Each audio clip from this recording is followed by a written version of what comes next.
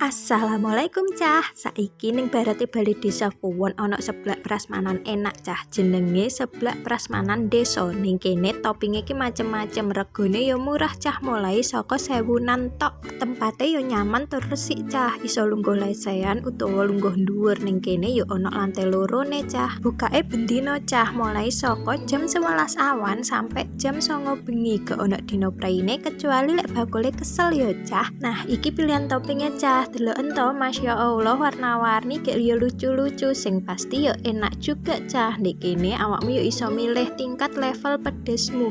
Lek sing seneng pedes yo wajib njajal ndek kene. Jan ndek kene ki ya cah pedese gak kira-kira. Dadi gawe awakmu cah sing pecinta pedes aja ngaku seneng pedes lek sadurunge njajal seblak iki yo cah.